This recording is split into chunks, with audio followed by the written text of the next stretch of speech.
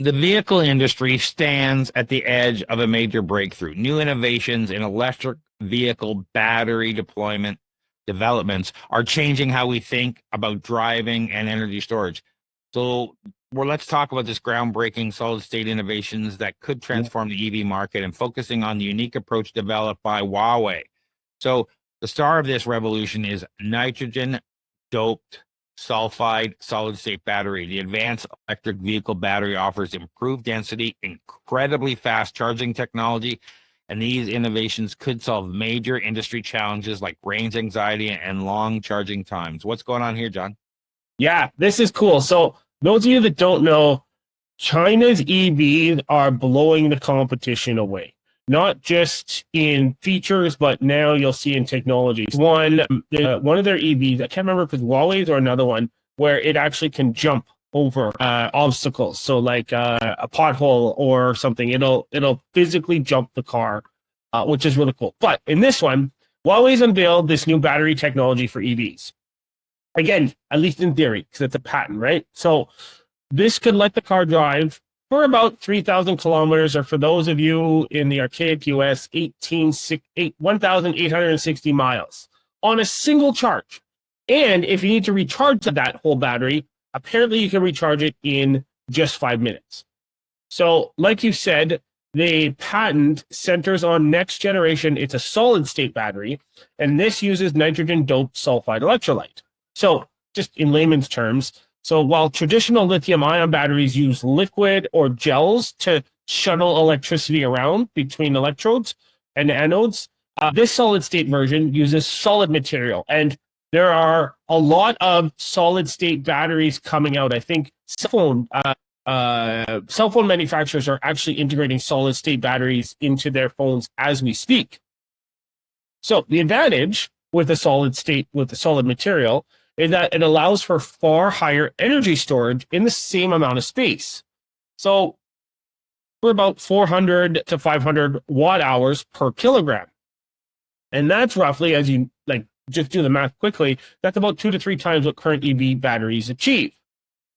The key innovation here is how to stabilize the interface between the battery's lithium anode and its solid electrolyte. So just quick dive here. In most solid state designs, there's some unwanted side reactions, and those can degrade the battery's performance and shortens its lifespan. So by doping the sulfide electrolyte with nitrogen, apparently Huawei is claiming that they found a method that minimizes these reactions, enhances safety, and supports repeated fast charging cycles. What do you think about this, Craig? Well, last time we were talking, not last time, but the last time we got into battery technology, we were talking about supercapacitors and how quickly they charge and energy density. And I was thinking, wow, that looks like the future. But the more and more we see of these solid state lithium ion type batteries, the more and more stuff they're getting out of it. And I guess the key here is this nitrogen doping innovation. That is a special method used to stabilize the electrolyte. Yeah. So, preventing unwanted chemical reactions, improves the ion movement, reduces heat generation, increasing the overall battery stability. The one thing I don't think you touched on, but was that this allows, because it's less degradation of the battery, a 10,000 charge cycle with 80% capacity retention. So that greatly extends the EV battery life of vehicles or whatever that you're putting this battery into, because we're getting, 3,000 now for a lot of these things. Is it 3,000 for these batteries? Well, right, these batteries, it's 10,000. I have to go back. Sorry, current batteries, I mean. Yeah, I'll have to Google that if you're not doing that now.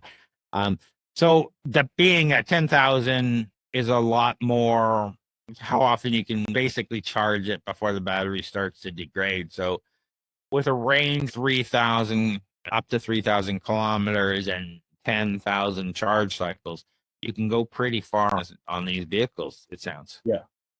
So the biggest caveat right now, and you and I always touch on this, is the solid sulfide electrolytes involved are extremely expensive, costing as much as $1,400 per kilowatt hour. That's crazy. So we're talking like, yeah, millions. So Like it's vehicles, if they were to come right now, if they were to go to market, they'd be costing millions. so great. So we're back to supercapacitors then. Okay, they're costing millions. What did they say about getting the cost down? How long till it's actually consumable? I didn't find that, but there's also, so what I found was in the article they were talking, there's also questions around scalability, manufacturability, and whether the supporting infrastructure like chargers can safely and quickly deliver such large amounts of energy. Because obviously we're talking about like loads of amperage, loads of amps, right? Um, Going into this battery. And look how thick the cables are right now, right? Think about how thick the cable is going to have to be to charge this battery for, or they're going to have to come up with new cable technology for this. Yeah, and as we go through it, we'll have to see if they can get something like this to get the price down. Like right now, it's just too expensive. But you know, we often in a innovation cycle, it'll be 1,000 times less next time, 10 times next time, 10 times next cycle. So for a few years, we could get this cheap enough. So you're right about delivering, and we need to get our power infrastructure sorted.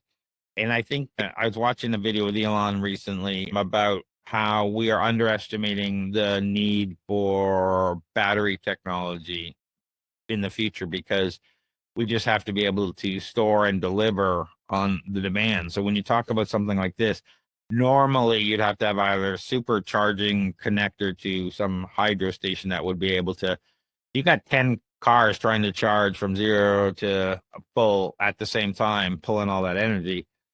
I don't know what kind of thing is going to be able to sustain that.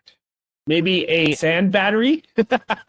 Yeah, that's why I sit back and say, okay, so under those circumstances, they'll probably want some sort of energy storage on site that gets charged Yeah. on the back end, but can just dispose this stuff faster. That's where I'm thinking, hey, maybe these supercapacitors will be happening at the level of the power stations, that refilling stations, not necessarily at the car level. For sure. Yeah. And instead of gas tanks underground, maybe there'll be storage tanks or battery storage made of sand or something made out of. Remember, we covered those ones that are made out of the ground or whatever? Yeah. Yeah. So we'll have to see. I mean, it's just all about energy density at this stage. Yeah. And, these look pretty good. In a China light duty vehicle test cycle, a range of 3,000 kilometers on a single charge. But testing from the EPA said 2,000 plus on a single charge under American driving conditions versus Chinese driving conditions. So they're testing it, and they're testing it everywhere. I guess we'll have to see how long it takes for them to get the price down. Yeah. Well, I'm curious to know how much of an impact is this on wow, I'm losing my mind this morning. Environmental impact is this battery technology compared to lithium-ion battery technology?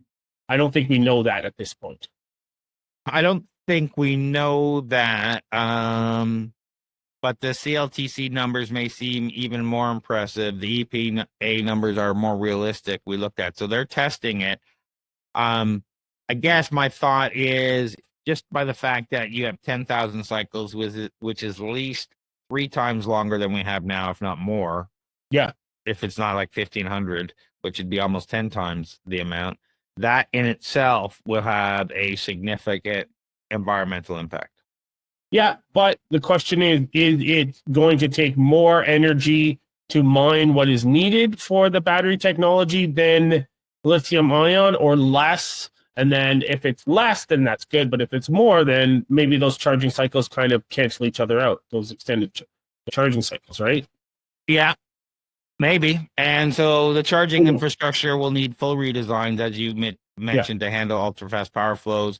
They're currently targeting global solid-state battery commercialization using this technology from 2027 to 2030. So we'll see. Yeah. I think that's a little aggressive. Yeah.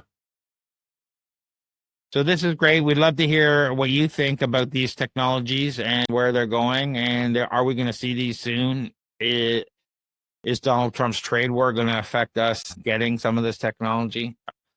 I'm loving the idea that we can now do a 2,000 or 3,000 kilometer range, and that would make my thoughts around EV in Canada significantly more positive.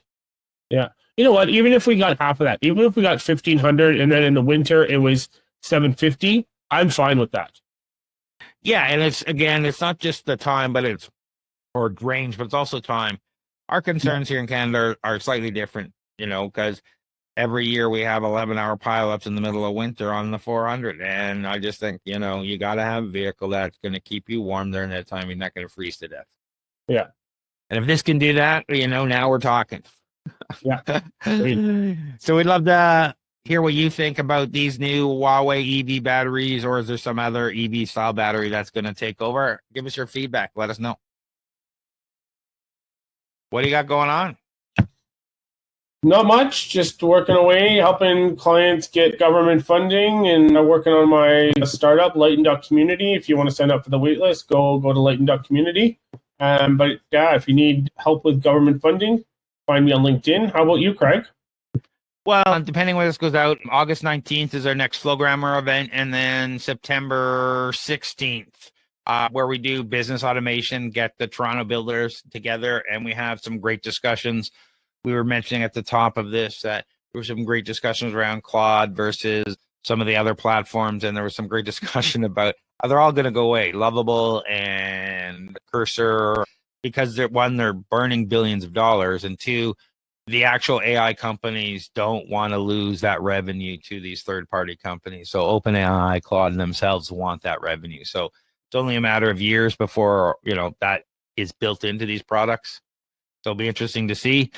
But check everything else at torontostarts.com, or flowgrammer.ca for everything we say and do. And awesome. John, if they're looking for non-dilutive funding, where do they go? Yeah, find me on LinkedIn, John Irwin. Thanks, everyone, for watching or listening, and we'll talk soon.